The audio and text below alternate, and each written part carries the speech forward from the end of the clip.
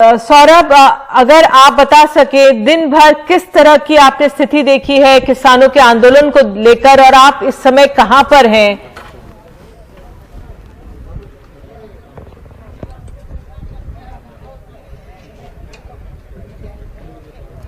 शायद हमें सौरभ सुन नहीं पा रहे हैं, कोशिश करेंगे कि सौरभ हमें सुन ले और जहां पर भी वो हैं वहां से हमें जानकारी दे दें इस समय किस तरह की परिस्थितियां वो देख रहे हैं। जो लोग हरियाणा बॉर्डर पर जो गुड़गांव में है, कुल 7 बॉर्डर हैं निधि, जो दिल्ली से हरियाणा के सटे हुए हैं और उन सब पर ट्रैफिक जाम देखेंगी, जबरदस्त ट्रैफिक जाम हमारे पीछे भी देखेंगी किस तरीके से गाड़ियां रेंग के चल रही हैं। और ये शाम की स्थिति नहीं है, ये सुबह से यहाँ पर स्थिति है, क्योंकि यहाँ पर दिल्ली बॉर्डर पर दिल्ली पुलिस और हरियाणा पुलिस ने बैरिकेडिंग कर रखी है। हर दिल्ली में एंटर करने वाली गाड़ी की चेकिंग की जा रही है। अगर वो उसमें हरियाणा और पंजाब नंबर है तो उनका नंबर नोट किया जा रहा है, ड्राइवर का नाम नोट किया जा रहा है, तब उनको दिल्ली जाने की अनुमति है। तो जो यहाँ के अधिकारी हैं दिल्ली पुलिस के, उनका ये कहना है कि पेंडेमिक एक्ट लगा हुआ है और जिसके तहत कोरोना की स्थिति खराब है दिल्ली एनसीआर में, इसीलिए इनको दिल्ली में आकर प्रदर्शन करने की इजाज़त नहीं दी गई है। यहाँ तक कि निधि, जो आसपास के गुरुद्वारे हैं इनसे भी पुलिस ने संपर्क साध रखा है, इनकी भी तलाशी ली जा चुकी है। कई किसान यहाँ पर तो आके नहीं बैठ गए हैं।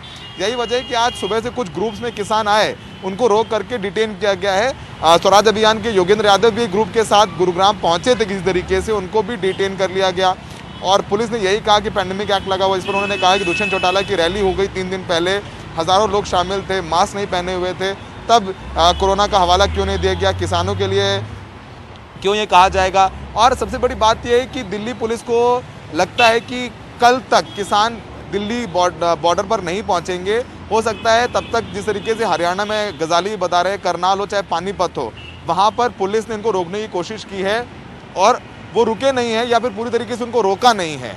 शायद यही वजह है कि उनका जो मूवमेंट है निधि, वो स्लो करने की कोशिश है, ताकि जब तक वो दिल्ली पहुंचे तो उनकी स्ट्रेंथ कमज़ोर हो जाए। और कहीं ना कहीं एक बैक चैनल से भी बातचीत करने की कोशिश है।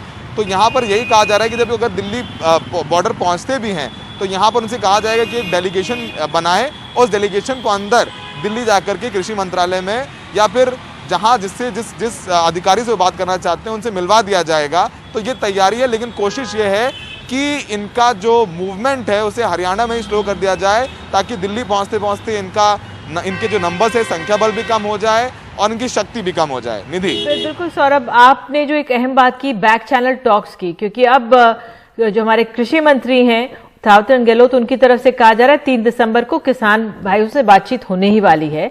लेकिन जो पहले बातचीत हुई थी उसमें जो सलूक हुआ था किसानों के साथ, किसान उससे बेहद आहत हैं। वो कह रहे हैं कि भाई आप न्यूनतम समर्थन मूल्य की बात तो कह रहे हैं, भरोसा नहीं है, कानून बना दें।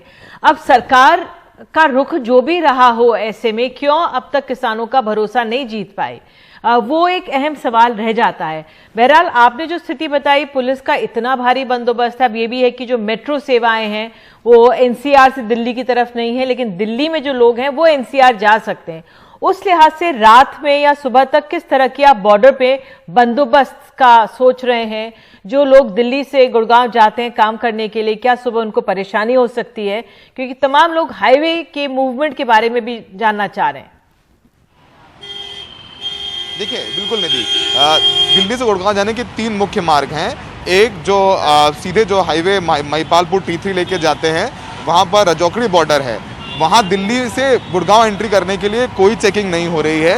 पुलिस वाले ज़रूर हैं, गाड़ियों की चेकिंग नहीं हो रही है, आप आराम से जा सकते हैं काम करने के लिए। कापासेड़ा बॉर्डर पर भी चेकिंग नहीं है और एक और जो आर्य नगर साइड वाला बॉर्डर है वहाँ पर भी चेकिंग नहीं हो रही है। लेकिन आप जब काम करके लौटेंगे तो आपकी ज़बरदस्त चेकिंग होगी। तो आप काम करने जाएं तो सोच के जाएं कि जब वापस आएंगे तो आपको लंबे जाम का सामना करना पड़ सकता है। आज 2-2 घंटे लंबा जाम है निधि।